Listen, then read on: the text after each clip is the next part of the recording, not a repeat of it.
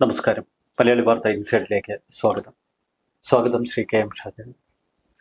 ഇന്നലെ ഫെബ്രുവരി 6-ാം തീയതി ഹൈക്കോടതി നവീൻ ബാബുവിന്റെ ഭാര്യ മഞ്ജുഷ നൽകിയ അപ്പീൽ ഹർജി പരിഗണിച്ചു. ഈ അപ്പീൽ ഹർജിയിൽ വിശദമായ വാദമാണ് കോടതി കേട്ടത്. എന്നാൽ കോടതി അപ്പീൽ ഹർജിയോട് അത്ര അനുഭാവ നിലപാടല്ല പുലർത്തുന്നത് എന്ന സംശയം മഞ്ജുഷയുടെ അഭിഭാഷകനുണ്ടായി എന്നാണ് പുറത്തുവരുന്ന വാർത്തകൾ. മഞ്ജുഷ ഏറെ വിശ്വസിച്ച് അപ്പീലുമായി ഡിവിഷൻ ബെഞ്ചിനെ സമീപിക്കുന്നു. നവീൻ ബാബുവിന്റെ മരണം CBI അന്വേഷിക്കണമെന്നാവശ്യപ്പെട്ട് നേരത്തെ സിംഗിൾ ബെഞ്ചിനെ സമീപിച്ചിരുന്നു. പക്ഷേ മഞ്ജുഷയ്ക്ക് അനുകൂലമായിരുന്നില്ല വിധി. CBI അന്വേഷണം ആവശ്യമില്ല എന്ന നിലപാട് സിംഗിൾ ബെഞ്ച് എടുത്തിരുന്നു. ഇതിനെ തുടർന്നാണ് സിംഗിൾ ബെഞ്ച് ഈ കേസ് വേണ്ട വിധത്തിൽ പരിശോധിച്ചില്ല. സിംഗിൾ ബെഞ്ച് നവീൻ ബാബുവിന്റെ മരണത്തിൽ അന്വേഷണത്തിന്റെ വിവിധ ഘട്ടങ്ങൾ ആഴത്തിൽ പഠിച്ചില്ല എന്നൊക്കെ ചൂണ്ടിക്കാട്ടി മഞ്ജുഷ ഡിവിഷൻ ബെഞ്ചിനെ സമീപിച്ചത്. പക്ഷേ അപ്രതീക്ഷിതമായി മഞ്ജുഷയുടെ അഭിഭാഷകൻ ഹൈക്കോടതി മുറിക്കുള്ളിൽ കരണം പറയുന്ന കാഴ്ച. CBI അന്വേഷണം എന്ന ഒറ്റ ആവശ്യത്തിൽ മഞ്ജുഷയുടെ അഭിഭാഷകൻ നിൽക്കുമെന്നാണ് കേരളം കരുതിയത്. പക്ഷേ CBI അന്വേഷണം ഇല്ലെങ്കിൽ ക്രൈംബ്രാഞ്ച് അന്വേഷണം ഏർപ്പെടുത്തിയാലും മതി എന്ന് മഞ്ജുഷയുടെ അഭിഭാഷകൻ ഹൈക്കോടതി ഡിവിഷൻ ബെഞ്ചിനോട് പറയുന്നു. ഇതിന് തൊട്ടു പിന്നാലെ മറ്റൊരു ശ്രദ്ധേയമായ വസ്തുതയും അതേ ഹൈക്കോടതിയിൽ നമ്മൾ കാണുന്നു. കേരള സർക്കാരിന്റെ അഭിഭാഷകൻ, സർക്കാർ പ്രോസിക്യൂഷൻ ഇത്തരമൊരു ആവശ്യത്തെ നിരാകരിക്കുന്നില്ല. ക്രൈംബ്രാഞ്ച് അന്വേഷണം എന്ന മഞ്ജുഷയുടെ അഭിഭാഷകന്റെ വാദത്തോട് യോജിച്ചു നിൽക്കുകയാണ് പ്രോസിക്യൂഷൻ. ഇവർ തമ്മിലുള്ള ഒത്തുകളിയാണോ? മഞ്ജുഷ യഥാർത്ഥത്തിൽ കേരളത്തിന്റെ പൊതുസമൂഹത്തെ ചതിക്കുകയായിരുന്നു, അതോ മഞ്ജുഷയുടെ അഭിഭാഷകൻ ചതിക്കുകയായിരുന്നു? വ്യത്യസ്ത തലങ്ങളിലാണ് ഇപ്പോൾ കേരളത്തിൽ ഇത് സംബന്ധിച്ച ചർച്ചകൾ ഉയരുന്നത്.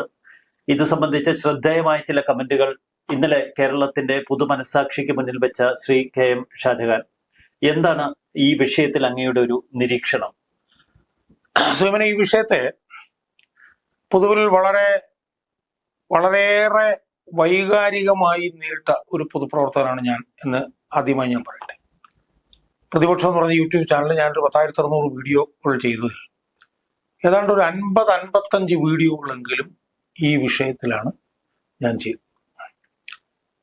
ഈ വിഷയത്തിൽ ഞാൻ അവസാനമായിട്ട് ചെയ്തത് ഈ കേസിൽ CBI അന്വേഷണം ആവശ്യമില്ല എന്ന് പറഞ്ഞ സിംഗിൾ ബെഞ്ച് വിധിയെ വിമർശിച്ചുകൊണ്ട് ഞാൻ 3 വീഡിയോകൾ ചെയ്തിരുന്നു. ആ 3 വീഡിയോകൾ ചെയ്തതിനെതിരെ എനിക്കെതിരെ ഏതോ ഒരുത്തൻ ഒരു കോടതിയിലക്ഷ്യ കേസ് കൂടി കൊടുത്തിട്ടുണ്ട് എന്നുള്ള വിവരം ഞാൻ ആദ്യമായി പൊതുമണ്ഡലത്തെ അറിയിക്കുക. അപ്പൊ അതുകൊണ്ട് തന്നെ വളരെ വൈകാരികമായിട്ട് ഈ വിഷയത്തെ നേരിട്ട ഒരു പൊതുപ്രവർത്തകനാണ് ഞാൻ. എന്നെ സംബന്ധിച്ചിടത്തോളം ഇന്നലത്തെ ഈ ഒരു സംഭവ വികാസങ്ങൾ എൻ്റെ മനസ്സിനെ വല്ലാതെ മഥിച്ചു എന്ന് പറയാതെ നിവൃത്തിയില്ല.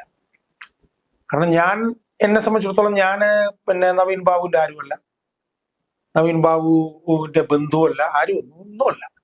പക്ഷെ എൻ്റെ പൊതുമണ്ഡലത്തോടുള്ള എൻ്റെ ഒരു കമ്മിറ്റ്മെന്റ് കൊണ്ടാണ് ഞാൻ ഒരു 50-ലധികം വീഡിയോ അത്രയ്ക്ക് ഇമോഷണലി ഇൻവോൾവ് ആയിട്ടാണ് ഞാൻ ആ വീഡിയോകളിലൊക്കെ കാര്യങ്ങൾ പറഞ്ഞിട്ട്. എനിക്ക് തോന്നുന്ന ഈ ഒരു 2-3 മാസത്തിനുള്ളിൽ അദ്ദേഹം മരിച്ചതിന് ശേഷം 2-3 മാസത്തിനുള്ളിൽ ഞാൻ 1-2-3 തവണ ഞാൻ നവീൻ ബാബുവിന്റെ ഭാര്യയോട് സംസാരിച്ചിട്ടുണ്ടാവും. ഞാൻ അവരെ വീട്ടിൽ പോയി കാണും, ഒന്നും ഉണ്ടായിട്ടില്ല. പക്ഷെ അങ്ങനെയുള്ള എന്നെ സംബന്ധിച്ചിടത്തോളം ഞാൻ ഈ വീഡിയോകളൊക്കെ ചെയ്യുമ്പോഴത്തേക്ക് എൻ്റെ ഒരു ഊർജം എന്ന് പറയുന്നത് ഏതറ്റം വരെയും പോകും എന്നുള്ള മഞ്ജുഷയുടെ ആ വാചകങ്ങളായി. ആ വാചകങ്ങളിൽ വിശ്വാസം അർപ്പിച്ചുകൊണ്ടാണ് മഞ്ജുഷയ്ക്കൊപ്പം നിന്നുകൊണ്ട് എൻ്റെ വീഡിയോകളിലൂടെ ഞാൻ ഈ ക്യാമ്പയിൻ നടത്തിയത്. എനിക്ക് അഭിമാനകരമായിട്ട് പറയാനുള്ളത് എല്ലാവരും 5-6 വീഡിയോകളിലുള്ള 2-2.5 ലക്ഷം ഒക്കെ ആളുകൾ കണ്ട വീഡിയോ ഉണ്ട്. അതൊക്കെ തന്നെ ഈ മഞ്ജുഷയുടെ ഈ വാചകങ്ങൾക്ക് പുറകിൽ നിന്നുകൊണ്ടായി. പക്ഷെ അങ്ങനെയുള്ള മഞ്ജുഷ ഡിവിഷൻ ബെഞ്ചിന്റെ മുന്നിൽ വന്നപ്പോൾ CBI അന്വേഷണം ആവശ്യമില്ല, ക്രൈംബ്രാഞ്ച് അന്വേഷണമെങ്കിലും നടത്തിയാൽ മതി എന്ന് പറഞ്ഞപ്പോൾ സത്യം പറഞ്ഞു കഴിഞ്ഞാൽ ഹൃദയഭേദകം. അതെങ്ങനെ വിശദീകരിക്കണമെന്ന് എനിക്കറിയില്ല.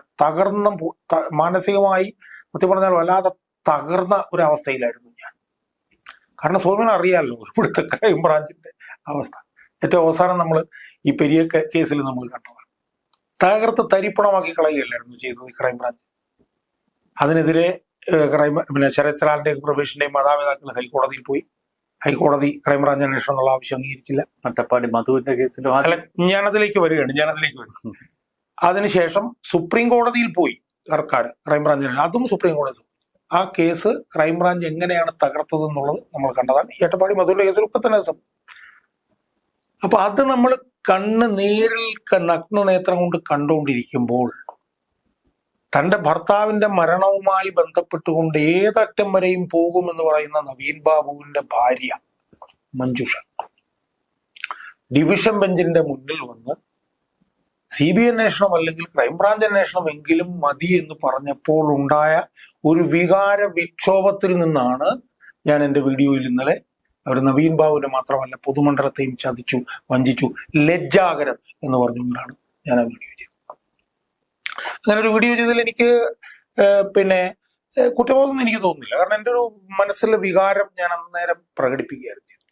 പക്ഷെ സോമൻ ഏറ്റവും ഞെട്ടിക്കുന്ന ഒരു കാര്യം എന്ന് പറയുന്നത് ഇന്നലെ രാത്രിയാണ് യഥാർത്ഥത്തിൽ എന്താണ് നടന്നത് എന്നത് സംബന്ധിച്ചുള്ള വിവരം എനിക്ക് ലഭിക്കുന്നു.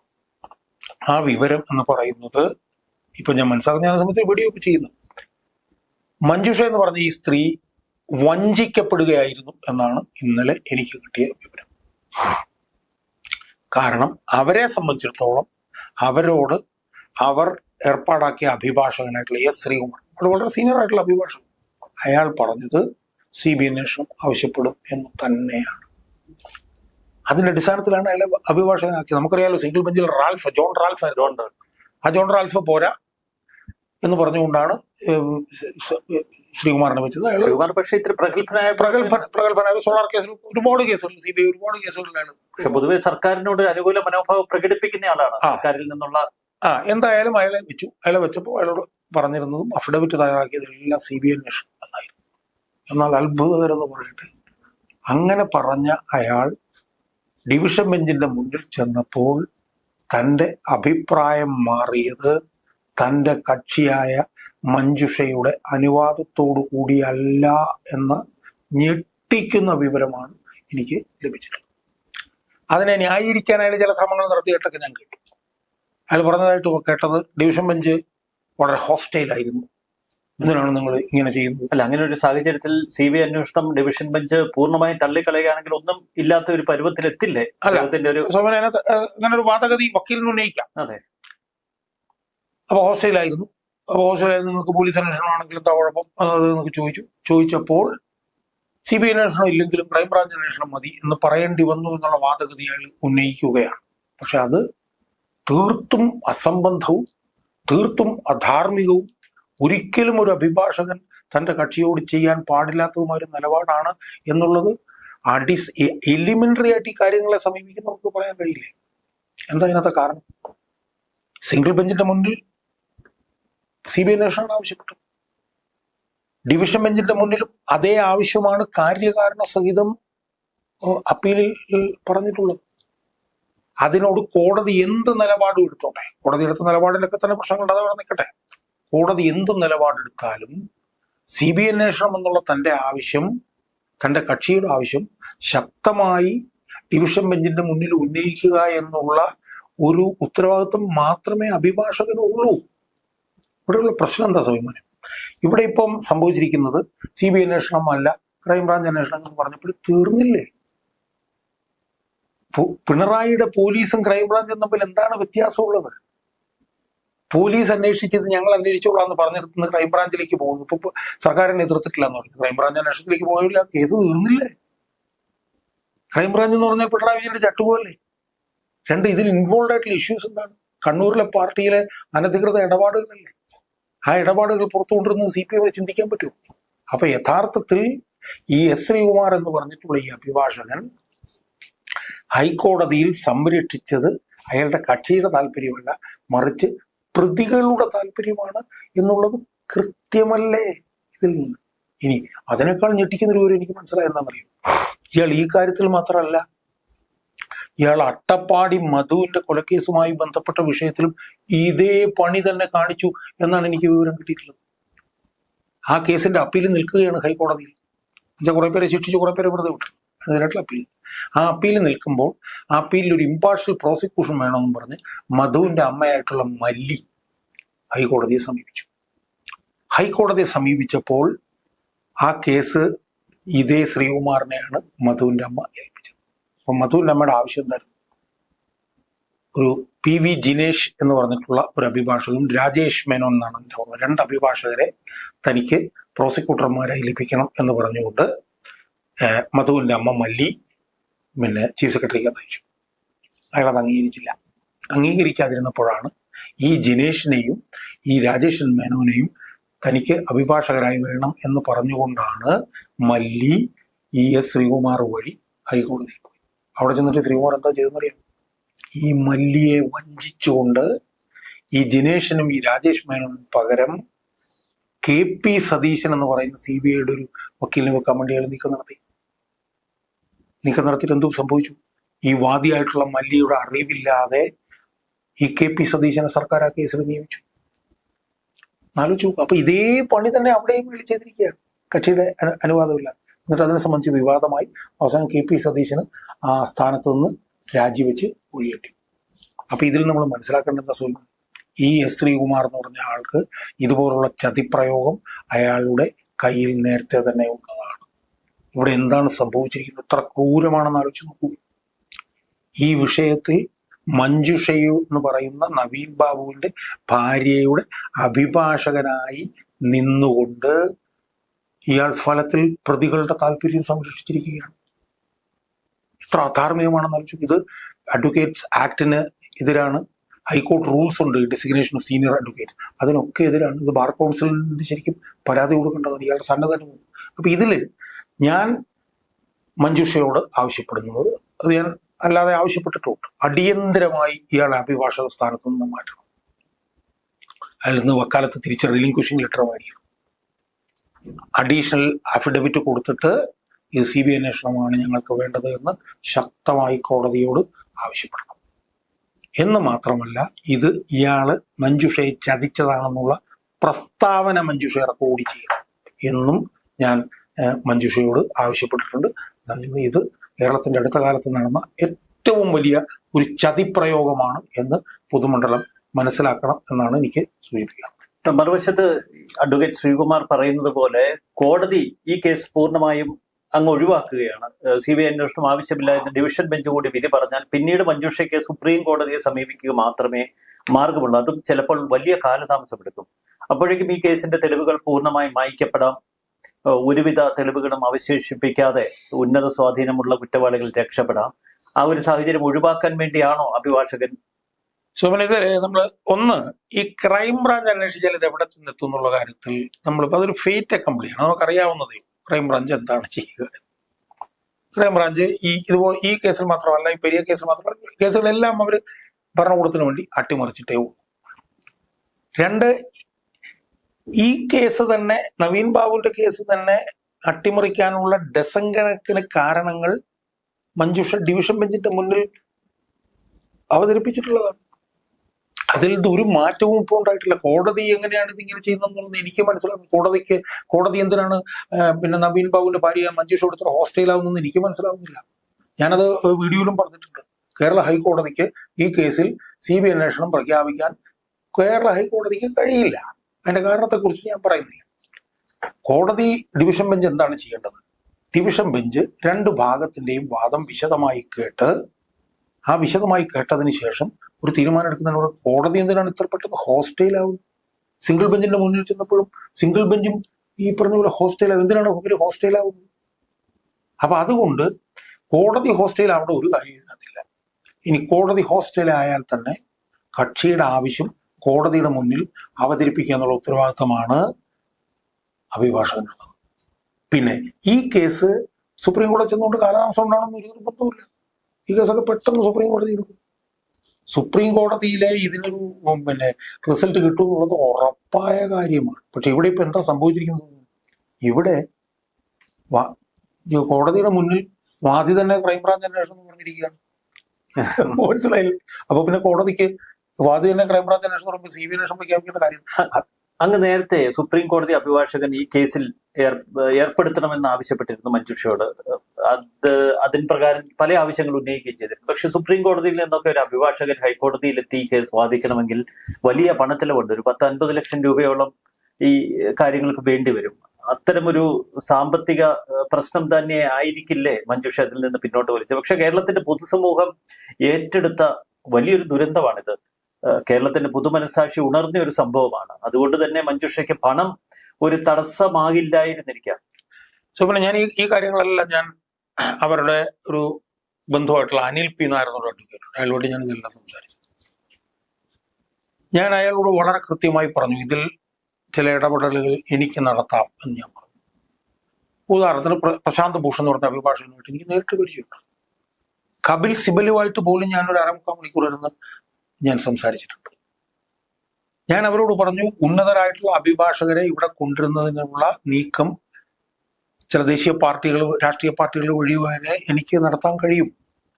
അവരോട് ഇതിന്റെ പ്രാധാന്യം പറഞ്ഞ് മനസ്സിലാക്കിയാൽ അവർ പ്രോ ബോണോ സൗജന്യമായി പോലും അവർ ചിലപ്പോൾ കേസെടുക്കാൻ തയ്യാറാവും. ഇപ്പൊ കപിൽ സിബൽ ഇവിടെ വന്ന് ഉമ്മൻചാണ്ടിയുടെ കേസ് സോളാറിൽ വാദിച്ചു. ഉമ്മൻചാണ്ടി പൈസ കൊടുക്കാൻ പറഞ്ഞുകൊണ്ട് എനിക്കൊരു നായ പൈസ കിട്ടുന്നു. ഞാൻ മനസ്സിൽ കണ്ട കാര്യം ഞാൻ ഇപ്പോൾ പറയാം. മനു അഭിഷേക് സിംഗ്വി എന്ന് പറഞ്ഞിട്ടുള്ള ഇന്ത്യയിലെ ഏറ്റവും പ്രമുഖ അഭിഭാഷകൻ, കോൺഗ്രസിന്റെ വർക്കിംഗ് കമ്മിറ്റിയാണെന്ന്. അയാളെ കൊണ്ടുവരാനായിട്ട് കോൺഗ്രസിന്റെ നേതാക്കന്മാര് രാഹുൽ ഗാന്ധി വഴി വിചാരിച്ചാൽ കഴിയും. ഈ എസ് ശ്രീകുമാറിന് പകരം മനു അഭിഷേക് സിംഗ്വി ആയിരുന്നു ഈ ഡിവിഷൻ ബെഞ്ചിന്റെ മുന്നിൽ വന്നിരുന്നെങ്കിൽ കോടതി ഒന്നും ഹോസ്റ്റലാവില്ല.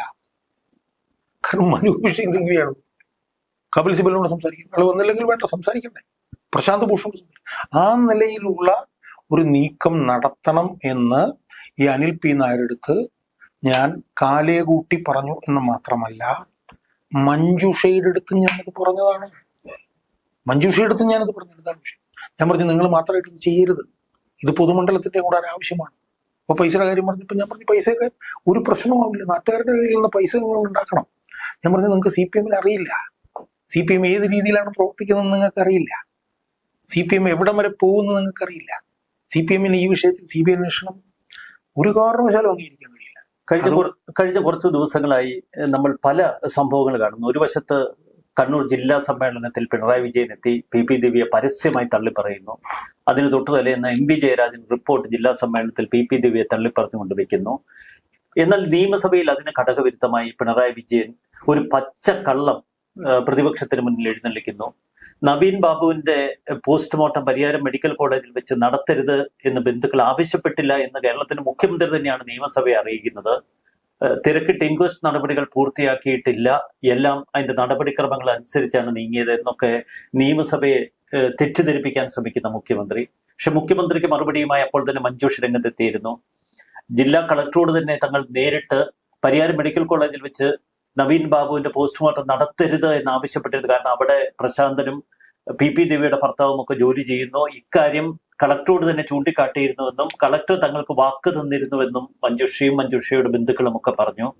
അപ്പോൾ ജില്ലാ സമ്മേളനത്തിലെ ഈ സംശയാസ്പദമായ നീക്കങ്ങൾ, പിണറായി വിജയന്റെ തെറ്റിദ്ധരിപ്പിക്കുന്ന പ്രസ്താവനകൾ, വീണ്ടും അപ്പീൽ ഹൈക്കോടതിയിൽ എത്തുന്ന നിമിഷം, അപ്പോൾ പാർട്ടി വലിയ കളികൾ കളിച്ചിട്ടുണ്ട് എന്ന് വ്യക്തമല്ല, വലിയ അട്ടിമറിയും. അതൊരു പക്ഷേ മഞ്ജുഷയുടെ ബന്ധുക്കളെ അടക്കം കയ്യിലെടുത്തുകൊണ്ടാവാം, അഥവാ മഞ്ജുഷയുടെ അഭിഭാഷകരെയും മഞ്ജുഷയ്ക്കൊപ്പം നിൽക്കുന്നവരെയും വിലയ്ക്ക് വാങ്ങിയാകാം. ഏത് വിധേനയും CBIയിലേക്ക് ഈ കേസ് പോകരുത് എന്ന് പാർട്ടിക്കും ഭരണകൂടത്തിനുമൊക്കെ വേണ്ടത്ര ഒരു ജാഗ്രത ഉണ്ടായിരുന്നു എന്ന് വേണ്ടേ മനസ്സിലാക്കാൻ. സോമൻ ഏറ്റവും പ്രസക്തമായിട്ടുള്ള ചോദ്യമാണ് സോമൻ ചോദിച്ചത്. സോമൻ ഓർമ്മയുണ്ടെന്ന് എനിക്കറിയില്ല, PP ദിവ്യയുടെ അനധികൃത ഇടപാടുകൾ സംബന്ധിച്ചുള്ള തെളിവുകൾ, രേഖകൾ ഉൾപ്പെടെ ഇതിനിടെ പുറത്തു വന്നു. അവർ ജില്ലാ പഞ്ചായത്ത് പ്രസിഡന്റായിട്ടിരിക്കുമ്പോൾ അവരും കൂടെ ഇടപെട്ടുകൊണ്ടൊരു ബിനാമി സ്ഥാപനം ഉണ്ടാക്കുകയും ആ ബിനാമി സ്ഥാപനത്തിന് കോടിക്കണക്കിന് രൂപയുടെ വർക്കുകൾ ജില്ലാ പഞ്ചായത്തിൽ നിന്ന് കൊടുക്കുകയും ആ ബിനാമി സ്ഥാപനത്തിന്റെ ഉടമയും അവരുടെ ഭർത്താവും ബിനാമിയായി സ്ഥലങ്ങൾ 4-4 ഏക്കർ സ്ഥലം വരെ വാങ്ങിച്ചു എന്നുള്ളതിന്റെ ഉൾപ്പെടെ രേഖകൾ പുറത്തു വന്നതാണ്. ഇതിന് കോടിക്കണക്കിന് രൂപയുടെ കരാറുകളും കൈപ്പറ്റി 11 കോടിയോളം മനസ്സിലായി. അപ്പൊ സ്വാഭാവികമായും ഈ വിഷയത്തിൽ CBI അന്വേഷണം ഒരു കാരണവശാലും CPMന് അംഗീകരിക്കാൻ പറ്റില്ല. ആ സാഹചര്യത്തിലാണ് സോമൻ പറഞ്ഞ രണ്ടാമത്തെ ഭാഗത്തേക്ക് വരുന്നത്. ഇപ്പൊ ഞാനിപ്പോ പറയട്ടെ, ഇപ്പം എൻ്റെ ഒരു അപ്രിഹെൻഷൻ മഞ്ജുഷയുടെ ബന്ധുക്കളെ വരെ സ്വാധീനിച്ചിട്ടുണ്ടാവും എന്ന് തന്നെയാണ്. അപ്പൊ ഞാൻ പറയട്ടെ, ഇപ്പൊ ഞാൻ ഇന്നലെ അനിൽ പി നമ്പ്യാർ എന്ന് പറഞ്ഞിട്ടുള്ള മഞ്ജുഷയുടെ ബന്ധുവിനോട് സംസാരിച്ചപ്പോൾ അയാൾ കംപ്ലീറ്റ് ഒഴിഞ്ഞ് ഒഴിഞ്ഞു മാറുകയായിരിക്കും. ഭയം കാണും എല്ലാവർക്കും. അത് ഞാൻ അതിലേക്ക് വരും. എന്ന് മാത്രമല്ല, അയാൾ ഇന്നലെ കോടതിയിൽ ഉണ്ടായിരുന്നില്ല. മനസ്സിലായോ? അപ്പോ എല്ലാ തരത്തിലുള്ള ഇടപെടലുകളും നടന്നിട്ടുണ്ടാവും, വിരട്ടിയിട്ടുണ്ടാവും, സംശയമില്ല. സോയിമാനെ ഞാൻ ഞെട്ടിപ്പോയെന്ന് വെച്ചാൽ എൻ്റെ ആ വീഡിയോയ്ക്ക് വരുന്ന കമന്റുകളുണ്ടല്ലോ, 500 കമന്റ് വന്നു. അതിൽ അവർ സ്ത്രീയല്ലേ, അവർക്ക് 2 പെൺമക്കളില്ലേ, ഇതെല്ലാം ആളുകൾ പറയുകയാണ്. അപ്പൊ അതുകൊണ്ട് തന്നെ എല്ലാ തരത്തിലുള്ള സ്വാധീനങ്ങളും അവിടെ ചെലുത്തിയിട്ടുണ്ടാവും. പ്രത്യേകിച്ച് തെരഞ്ഞെടുപ്പിലേക്ക് പോവുക, ഒരു വർഷം തദ്ദേശ ഭരണ തെരഞ്ഞെടുപ്പ് തൊട്ട് CBI അന്വേഷണം വല്ലതും കോടതിയിൽ നിന്ന് വന്ന പണി തീർന്നു പോകും. മനസ്സിലായി? അപ്പൊ ആ നിലയിൽ എല്ലാ തരത്തിലുള്ള സ്വാധീനങ്ങളും നടന്നിട്ടുണ്ടാവും. പക്ഷെ ഇവിടെ പ്രതിപക്ഷം, സോന, ഞാൻ അതിലേക്ക് വരികയാണ്. ഇതിങ്ങനെ തകർന്നു പോകുന്നതിൽ, ഈ മഞ്ജുഷ ഇതുപോലെ നിരായുധയാവുന്നതിൽ ഏറ്റവും വലിയ 1-ാം നമ്പർ പ്രതി VD സതീശൻ എന്ന് പറഞ്ഞ പ്രതിപക്ഷ നേതാവാണ് എന്നാണ് എന്റെ വാദം. VD സതീശനിലേക്ക് നമ്മൾ വ്യക്തിപരമായി പോയില്ല എങ്കിൽ പോലും പ്രതിപക്ഷത്ത് ഒരുപിടി നേതാക്കളുണ്ട്. ഞാൻ പറയുന്ന സോയിമാണ്, ഞാൻ VD സതീശൻ എന്ന് പറഞ്ഞ പ്രതിപക്ഷ നേതാവാണെന്ന് പറയാൻ കാരണം is only because of the fact that VD Satheesan is the leader of opposition. എന്തുകൊണ്ട് പ്രതിപക്ഷത്തിന്റെ ഒരു സമിതി മഞ്ജുഷയെ സന്ദർശിച്ചില്ല? എന്തുകൊണ്ട് മഞ്ജുഷയുമായി അവർ കേസ് കാര്യങ്ങൾ ചർച്ച ചെയ്തില്ല? എന്തുകൊണ്ട് നിയമസഭയെ തെറ്റിദ്ധരിപ്പിച്ച മുഖ്യമന്ത്രിക്ക് പ്രതിപക്ഷം മറുപടി കൊടുത്തില്ല? സോയിമോനെ, അതുകൊണ്ടാണ് ഞാൻ പറഞ്ഞത്. ഇപ്പൊ സോയിമോനാണ് പ്രതിപക്ഷ നേതാവെങ്കിൽ സോയിമോനെതിരായിട്ട് ഞാൻ പറയും. കാരണം സോയിമോൻ പ്രതിപക്ഷ നേതാവ്. മനസ്സിലായി? ഇപ്പൊ സോയിമോൻ ഒന്ന് ആലോചിച്ചു, ഇതുപോലൊരു സംഭവം ഉണ്ടാകുന്ന VS അച്യുതാനന്ദനായിരുന്നു പ്രതിപക്ഷ നേതാവ്. മഞ്ജുഷയുടെ വീട്ടിലെത്തും, അതെ, വക്കീലന്മാരെ ഏർപ്പാടാക്കി കൊടുക്കും, എല്ലാം അയാൾ ആദ്യാവസാനം ചെയ്യും. ഈ കേസിൽ ആദ്യാവസാനം മഞ്ജുഷയെ പിന്തുണച്ച് അവരെ താങ്ങി നിർത്തി അവരെ സമരത്തിന് മുന്നിൽ നിർത്തേണ്ടിയിരുന്ന ഉത്തരവാദിത്വവും ബാധ്യതയും ചുമതലയും പ്രതിപക്ഷ നേതാവിനും പ്രതിപക്ഷത്തിനുമായിരുന്നു. അത് പരിപൂർണമായി തകരുന്നത് കൊണ്ടാണ് ഈ വിഷയത്തിൽ ഈ നിരാലംബയായി പോകുന്നത്, നിസ്സഹായി പോകുന്നത് മഞ്ജുഷ. അപ്പം അതാണ് നമ്മളെ പറഞ്ഞു വരുമ്പോൾ അവർ പഴയ പാർട്ടി കുടുംബമാണ്. അല്ല സുമന, അതൊക്കെ ആണെങ്കിലും അവരത്ര ശക്തമായി നിന്നു ഈ വിഷയത്തിൽ. അതെ, പാർട്ടി ആദ്യാവസാനം അവരെ എതിർത്തിട്ടും അവർ CBI അന്വേഷണം വേണമെന്ന് പറഞ്ഞിട്ട് അവര് ഡിവിഷൻ ബെഞ്ചിലും സിംഗിൾ ബെഞ്ചിലും പോയില്ലേ? ഇല്ല, തഹസീൽദാരായിരുന്ന അവര് തന്റെ ആ സ്ഥാനം പോലും ത്യാഗം ചെയ്ത് താഴേക്ക് വന്നു. സൂപ്രണ്ടന്റ് ആയിട്ട് വേറെ കളക്ടറേറ്റിലേക്ക് തുടങ്ങി. അപ്പൊ ഇതിങ്ങനെ സംഭവിച്ചിട്ടുണ്ടെങ്കിൽ ഇതിന്റെ ഒന്നാമത്തെ ഉത്തരവാദി പ്രതിപക്ഷവും പ്രതിപക്ഷ നേതാവും. അയാളാണ് ഇതിനകത്ത് ഇനിഷ്യേറ്റീവ്. അയാൾക്ക് 58 വയസ്സുള്ളല്ലോ. അയാൾക്ക് എന്തൊക്കെ അയാൾ ഇതിനകത്തുകൂടി ഇതൊക്കെ ചെയ്തിരുന്നെങ്കിൽ ഇതിലൂടെ നമ്മൾ ഉൾപ്പെടെ അയാളടുത്ത് മുഖ്യമന്ത്രി ആവണമെന്ന് പറയില്ലായിരുന്നു. യഥാർത്ഥത്തിൽ ഈ വിഷയം UDF ഭരിക്കുമ്പോഴാണ് വരുന്നെങ്കിൽ ആ സർക്കാർ രാജിവെച്ചു പോയതല്ല. പൊതുവെ സതീശൻ ക്യാമ്പ് പറയുന്ന കാമ്പുള്ള വിഷയങ്ങളിൽ ഇടപെടുകയുള്ളൂ. അതെ അതെ, അപ്പൊ ഇതിനൊന്നും കാമ്പില്ല. മനസ്സിലായില്ലേ? ദിവ്യയുടെ അനധികൃത ബന്ധങ്ങൾ സംബന്ധിച്ചുള്ള രേഖകള് ഒരു KSUവിന്റെ ഒരു നേതാവ് മുഹമ്മദ് ഷാ, അതിലൊന്നും തൊട്ടില്ല സതീശൻ. ഒരു പ്രസ്താവന പോലും സതീശൻ ആക്കിയിട്ടില്ല. ഞാൻ പറയുന്നത് ഞാൻ ആരും ഞാൻ തന്നെ 50-ലധികം വീഡിയോ ചെയ്തു. അപ്പൊ സതീശനെ സംബന്ധിച്ചല്ല, അവർക്ക് മറ്റൊരുപാട് ജോലി തിരക്കുണ്ട്. അതെ, അതൊക്കെ ജനങ്ങൾ കാണുന്നുണ്ട്. ഞാൻ പറയുന്നത് സതീശൻ പ്രതിപക്ഷമാണ്. അയാൾക്ക് 29 സ്റ്റാഫുണ്ട്. 30-40 ലക്ഷം രൂപ സർക്കാർ ഖജനാവിന് ശമ്പളം കൊടുക്കുകയാണ് സ്റ്റാഫിന്. മനസ്സിലായി? അപ്പം അയാളുടെ ഇപ്പം സോയം പറഞ്ഞില്ലേ പ്രതിപക്ഷത്തിന്റെ ഒരു കമ്മിറ്റി, അതെല്ലാം അയാളുടെ ഇനിഷ്യേറ്റീവ് ആകണമായിരുന്നു. അല്ല, UDF ചെയ്യായിരുന്നു. പക്ഷേ UDF നിന്നും ചില അപശ്രുതികൾ ഇപ്പോൾ കേൾക്കുന്നുണ്ട്. കാരണം UDF തന്നെ അംഗങ്ങൾ പരസ്യമായും രഹസ്യമായും ഒക്കെ പറഞ്ഞു തുടങ്ങി. പ്രതിപക്ഷ നേതാവിനോട് കാര്യങ്ങൾ പറഞ്ഞ അദ്ദേഹം അത് അതിൻ്റെതായ സീരിയസ്നെസ്സിൽ ഉൾക്കൊള്ളുന്നില്ല. അല്ല, അത് പരസ്യമായിട്ട് തന്നെ ഇപ്പൊ പറയുന്നുണ്ട്. പക്ഷെ ഞാൻ പറയുന്നത്, ഇതൊക്കെ ചെയ്യുന്നതിൽ എന്താണ് സതീശന് തടസ്സം? സതീശന് ഒരു ഓപ്പൺ കോർട്ടല്ലേ കിട്ടിയത്, ഏറ്റവും പുഴുത്തുമാറിയ ഒരു സർക്കാരിനല്ലേ കിട്ടിയത്. സതീശന് ഈ നവീൻ ബാബുവിന്റെ കാര്യത്തിൽ ഇടപെട്ട് ഇനിഷ്യേറ്റീവ് കൊടുത്തു കഴിഞ്ഞാൽ അതിന്റെ ക്രെഡിറ്റ് സതീശന്. ഇത് പറയുമ്പോൾ പ്രതിപക്ഷം ഇപ്പോൾ മുഖ്യമന്ത്രിക്കെതിരെ അല്ലെങ്കിൽ ഈ ഭരണകൂടത്തിനെതിരെ ലൈവായി നിർത്തിയിരിക്കുന്ന ഒരു വിഷയമെങ്കിലും ഉണ്ടോ? ഒരു ആരോപണമെങ്കിലും ഉണ്ടോ? എന്തുകൊണ്ടാണ് സോയിമാനെ? ഏത് ആരോപണമാണെങ്കിലും ആ ആരോപണം പ്രതിപക്ഷത്തിനെതിരെ അല്ലെ സർക്കാരിനെതിരെ എടുത്ത് കൺസിസ്റ്റന്റ് ആയി നിർത്തുന്നതിൽ ഒരു 90% ഉത്തരവാദിത്വം പ്രതിപക്ഷ നേതാവിനാണ്. അങ്ങ് പലപ്പോഴും പിണറായി വിജയൻ സർക്കാരിനെ കുറിച്ച് പറയുന്ന ഈ പുഴുത്തു നാറി നിൽക്കുന്ന ഒരു പ്രയോഗം, അതിൽ തന്നെ ചില സംശയങ്ങൾ സാധാരണ ജനങ്ങൾക്ക് ഉണ്ടാകുന്നത്, ഈ പിണറായി വിജയൻ ഭരണകൂടത്തിനെതിരെ കോടതിക്ക് മുൻപാകെ പൊതു മനസാക്ഷിക്ക് മുൻപാകെ എത്ര പ്രശ്നങ്ങൾ സജീവമായി നിലനിർത്താൻ പ്രതിപക്ഷത്തിന് കഴിയുന്നു? അതാണ് പോയിന്റ്. ഞാൻ VS അച്യുതാനന്ദനോട് മതി കെട്ടാൻ വിഷയം 22 ദിവസമാണ് തുടർച്ചയായിട്ട് അയാൾ പറഞ്ഞത്. 23 ദിവസം ദേശീയ പാർക്കാക്കി മാറ്റി. മനസ്സിലായി? ഓൺലൈൻ ലോട്ടറി, ഐസ്ക്രീം പാർക്ക്, ഇതിനകത്തൊക്കെ അയാളുടെ ഏറ്റവും വലിയ ഹോൾമാർക്ക് എന്ന് പറഞ്ഞാൽ കൺസിസ്റ്റൻസിയാണ്, നിരന്തരം. അയാൾ 80 വയസ്സിന് മുകളിലാണ്, ഇയാൾക്ക് 58 വയസ്സേ.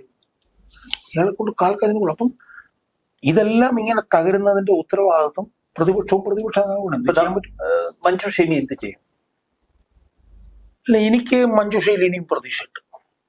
കാരണം ഞാൻ മനസ്സിലാക്കിയത് മഞ്ജുഷ ഇയാളെ വക്കീൽ സ്ഥാനത്ത് മാറ്റുമെന്നും ഇയാളുടെ ഈ വിഷയം സംബന്ധിച്ച് അവർ പരസ്യമായി പ്രതികരണം നടത്തും എന്നുമാണ്.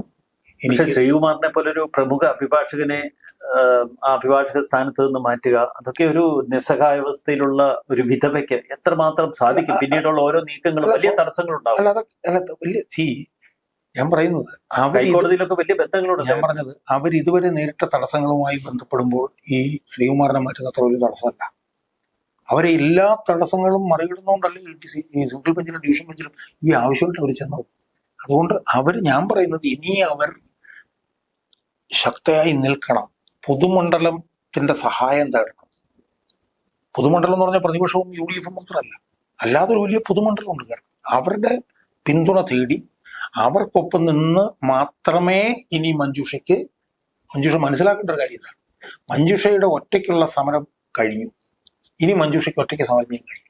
ഇനി പൊതുമണ്ഡലത്തിന്റെ പിന്തുണയോടുകൂടി മാത്രമേ സമരം ചെയ്യാൻ. പൊതുമണ്ഡലത്തിന്റെ പിന്തുണയോടുകൂടി പോയാൽ ഇനിയും മഞ്ജുഷയ്ക്ക് സമരത്തിൽ സാധ്യതയുണ്ട് എന്നാണ് ഞാൻ വിശ്വസിക്കുന്നത്. ഹൈക്കോടതി വിധി വന്നിട്ടില്ല. വിധി പറയാനായി അവർ വാദം കേട്ടതിന് ശേഷം കേസ് മാറ്റിവെച്ചിരിക്കുകയാണ്.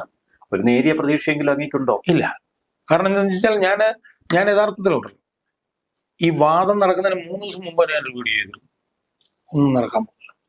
ഇപ്പൊ കാത്തിരുന്ന് കാണാം. വളരെ നന്ദി ശ്രീ KM ഷാജഹാൻ. നന്ദി, നമസ്കാരം.